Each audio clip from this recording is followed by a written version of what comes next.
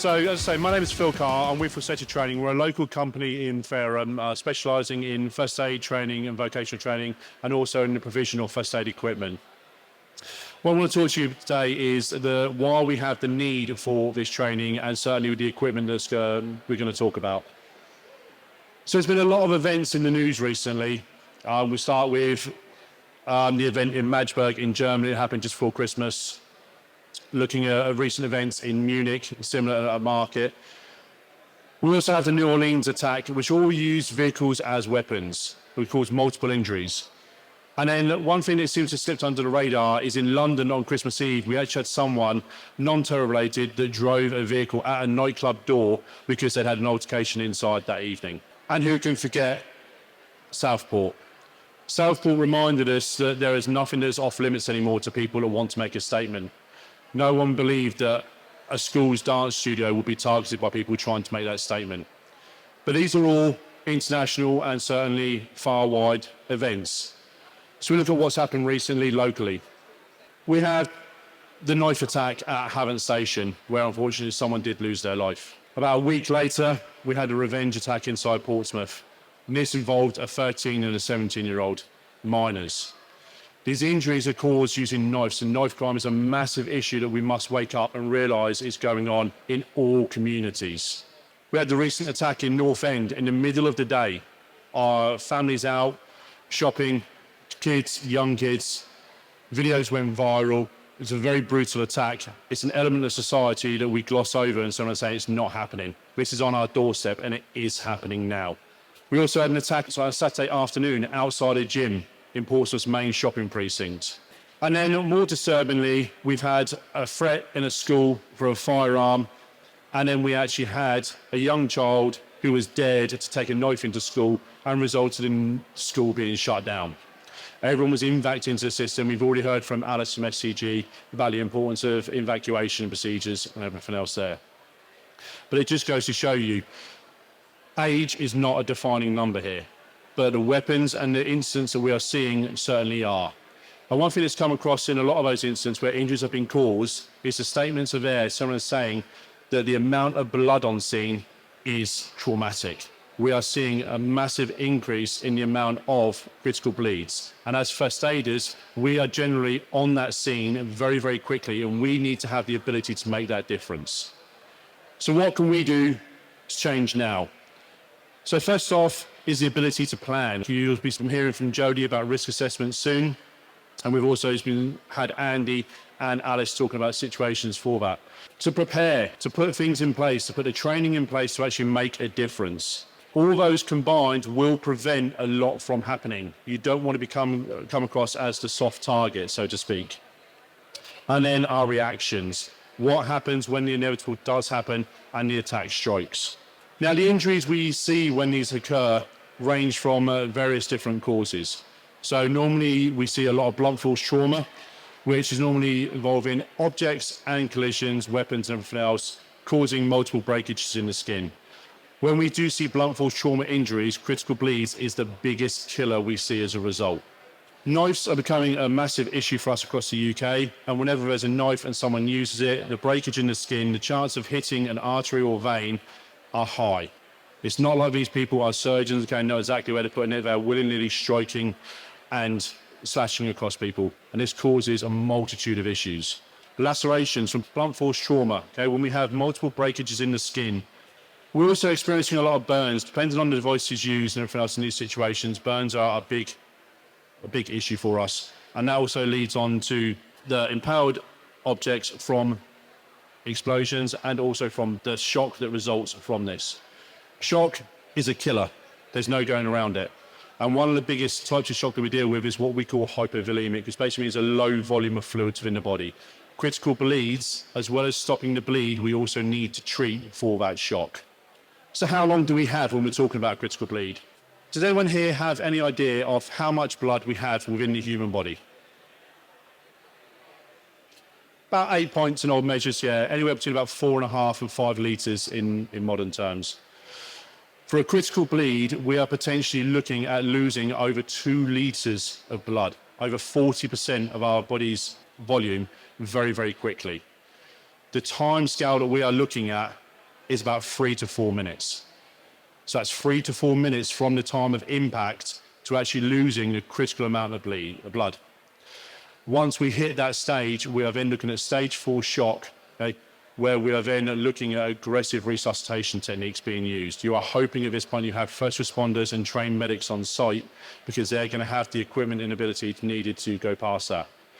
But we do have a lot of security and a lot of first aid personnel that can make a difference very, very quickly. When you go to festivals, when you go to any kind of corporate event, there's always security around. In your workplaces, you always have first aiders. They can be on top of a situation in under 60 seconds. So let's give them the training and the equipment that can make a difference. So what does make a difference? With a critical bleed, we have to tackle something that we call the triangle of death. Now, what it basically means is when we start to lose a lot of blood from the body, there's 3 aspects of this triangle we need to tackle. The first one is the blood's inability to clot. All the time it's pouring out of the body, it cannot clot. So when you get a standard graze or anything else, you get a little trickle of blood, but the blood becomes still, it's able to clot. That clot becomes a scab and everything else, and we seal the wound up. That's great. With a critical bleed, the rate of loss is such that we cannot clot. The more blood we lose, the more acidic what remains becomes, and that acidity actually prevents us from clotting as well. And it also then reduces our body temperature. When we reduce our body temperature, we then start suffering from the effects of hypothermia.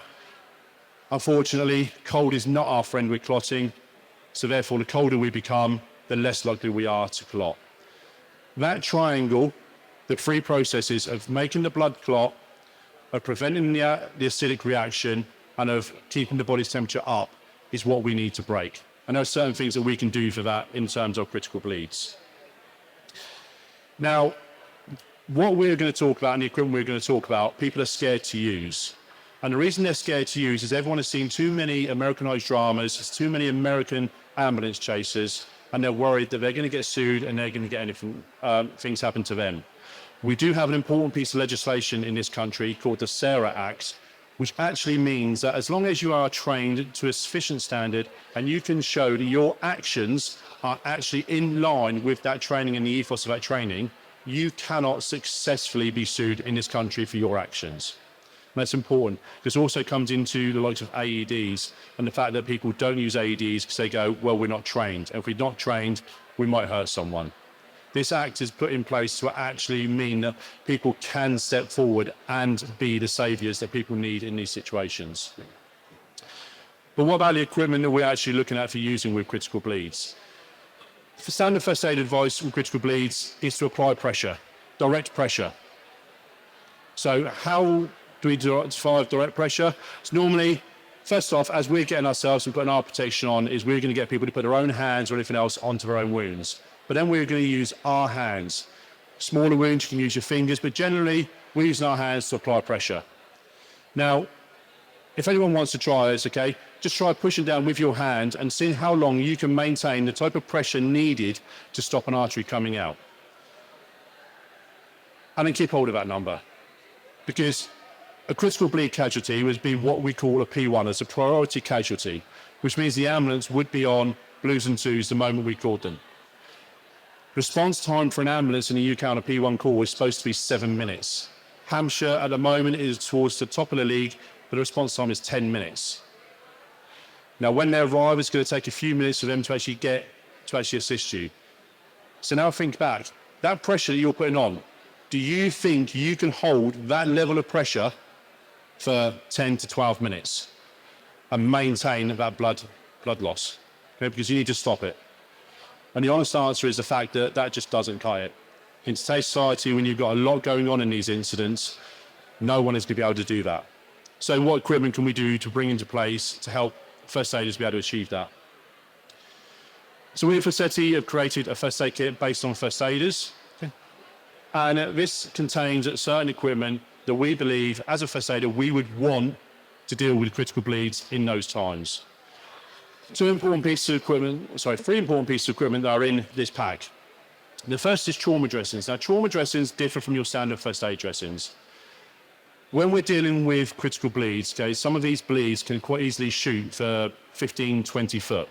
A standard first aid dressing is very, very thin. If you try to put a standard first aid dressing onto a critical bleed, it is literally going to push straight through and carry on traveling.